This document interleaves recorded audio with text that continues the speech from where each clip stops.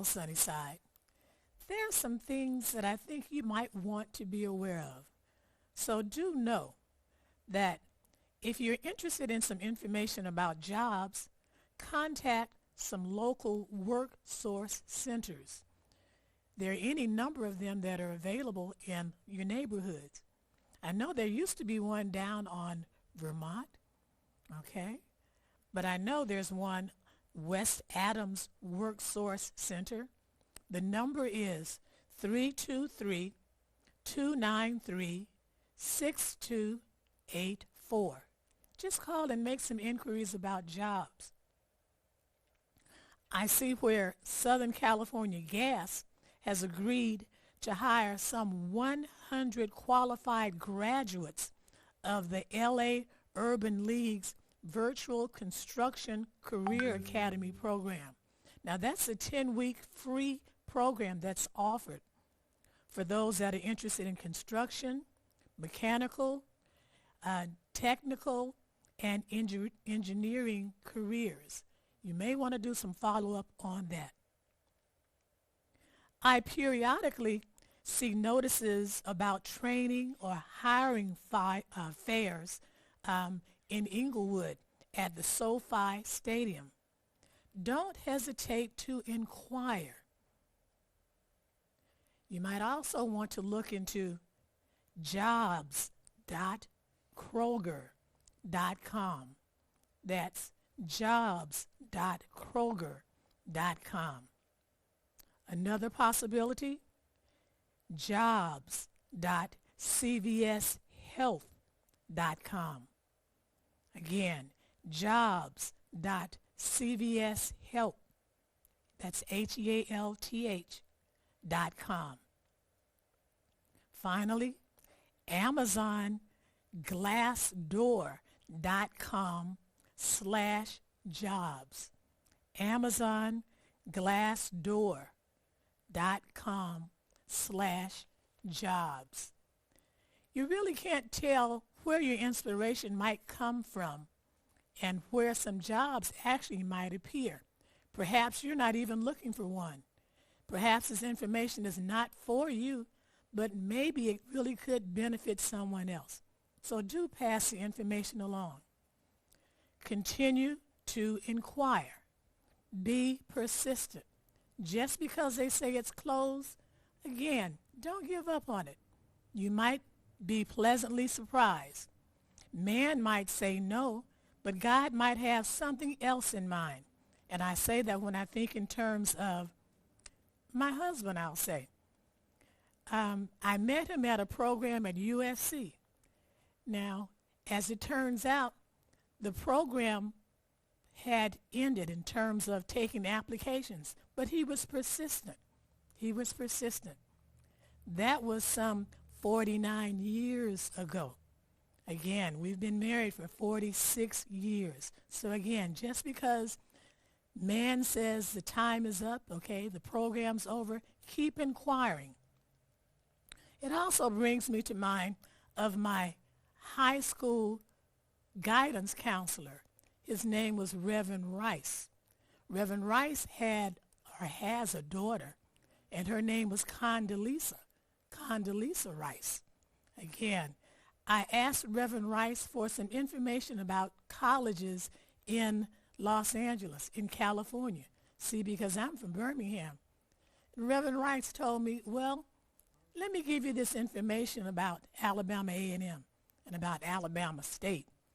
And I went on to say, well, thank you, Reverend Rice, but again, I'll get the information that I need. Be aware that sometimes you're just getting little nudges, and you have to really listen to that. It's not a closed door, but it may be a way of inspiring you to just continue looking. Okay? Stay focused, stay determined. As I looked on Facebook just the other day, I see where DJ Taylor, DJ grew up here at Sunnyside. DJ now is a student at Miles College in Birmingham, and he posted his grades. He has 3 A's and 2 B's, and he was saying he didn't quite achieve his goal for that 4.0, but he got a 3.6. So again, let us stay focused, maintain high expectations. Again, this could also be the ideal time for you to look into possibly another career. This might be the best time to really do that.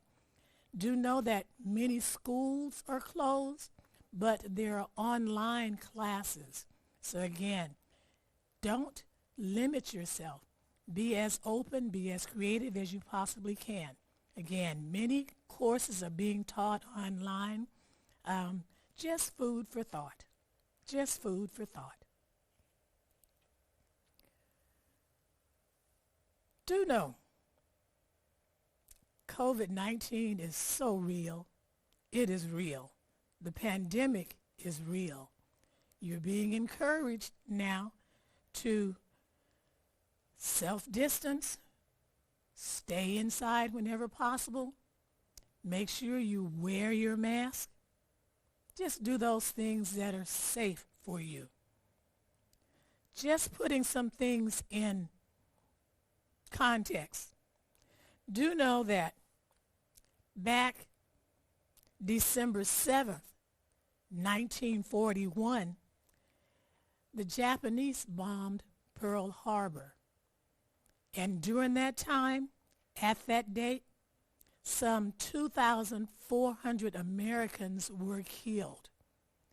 Should you get a chance to go to Pearl Harbor now in Hawaii, at the Visitor Center, it is directly across one of those boats that were actually sunk. Again, 2,400 Americans lost their lives, leading us into a world war. 9/11. During the 9/11 attacks, there were some 2,744 people that died in that attack. Again, 2,744 people were killed during the 9/11 attacks. Do know that on December 8th of this year, 3,000 Americans lost their lives to the COVID virus. And believe it or not, there's still people walking around without their mask and saying, well, this is a hoax. Again, please take this seriously.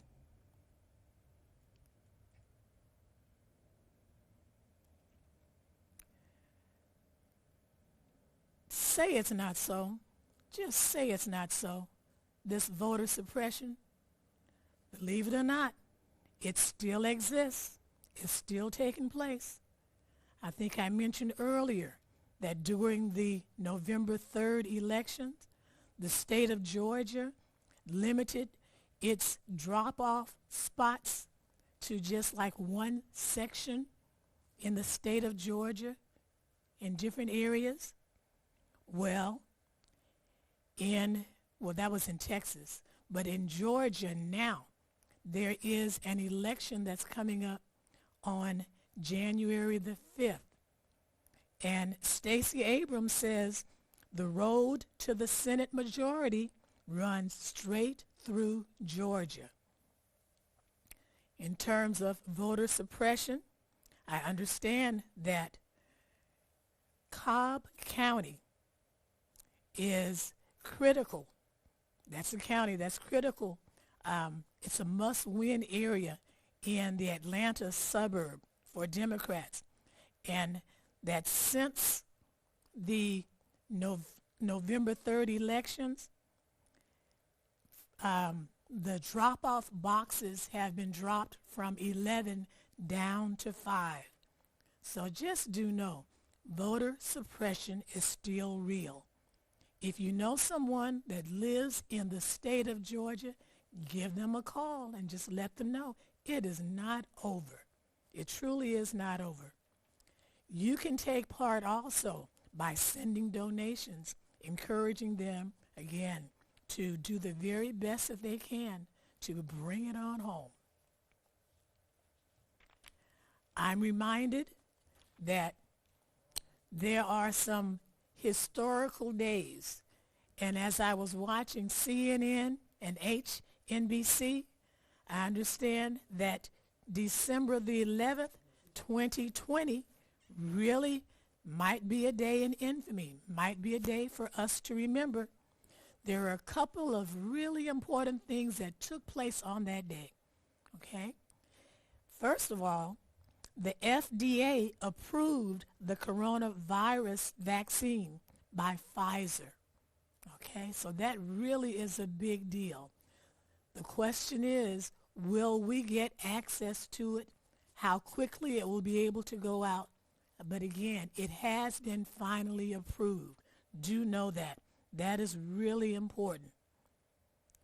Note also that there have been so many lawsuits placed as a result of the election of November 3rd that, as it turns out, on December the 11th, there was a 9-0 decision by the Supreme Court whereby they refused to hear an argument to overturn the elections by the state of Texas.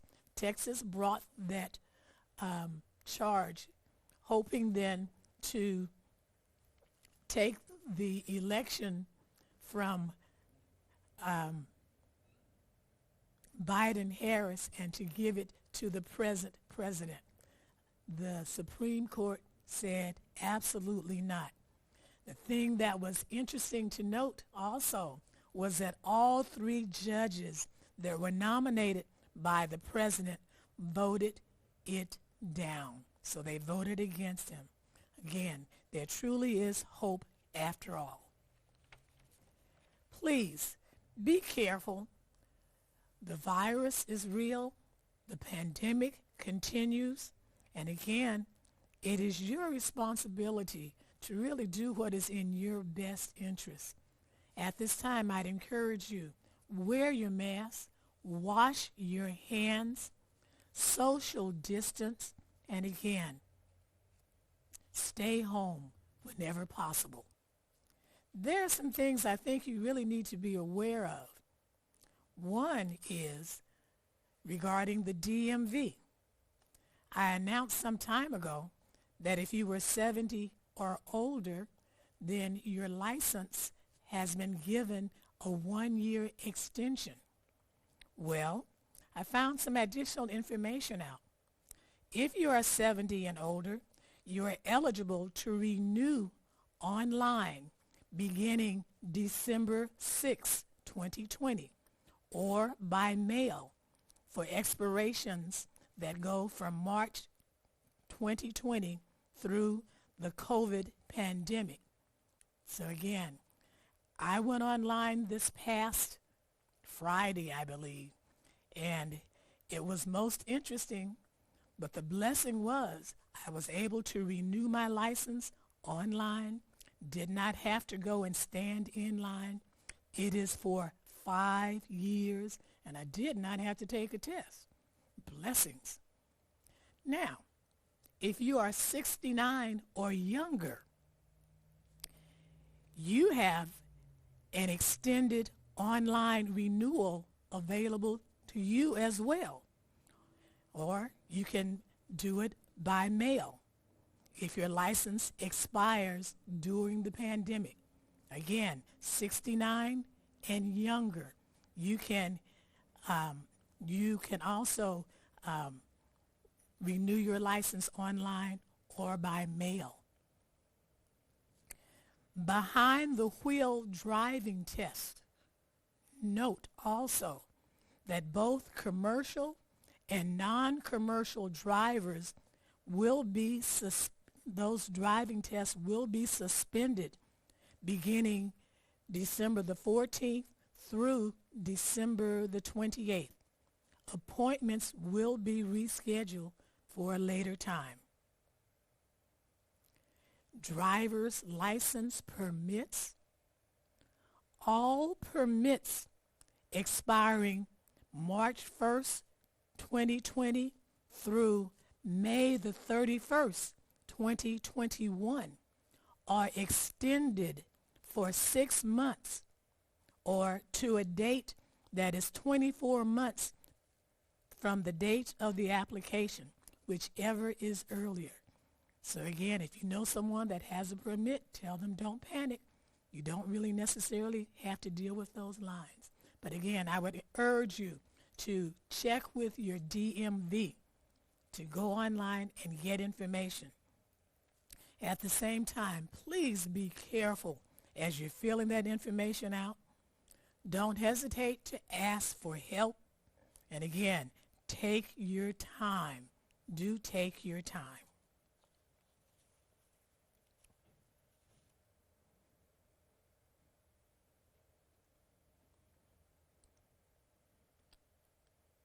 This has really been a year. This has really been a year. One of the terms then that has been added to our vocabulary over the past 4 years is the term fake news. It makes you question what is real and really what is fake. Be aware, however, that there have been some 295,000 deaths of people who are still, and there are people now who still don't believe that this COVID thing is real. There are people still not wearing their masks. There are people still assembling in large crowds. There are still people in small businesses, unfortunately, who've had to close, and many of them will not have the opportunity to open again. So over the next few days, over the next few weeks, I would encourage you to get some documents, to get some newspapers, to get some magazines. Actually, they are called primary source materials. Get those things, put them in a safe place. Years later, you will appreciate that information. Okay? Note also that we are still under order to stay at home for all non-essential activities between the hours of 10 p.m. and 5 a.m.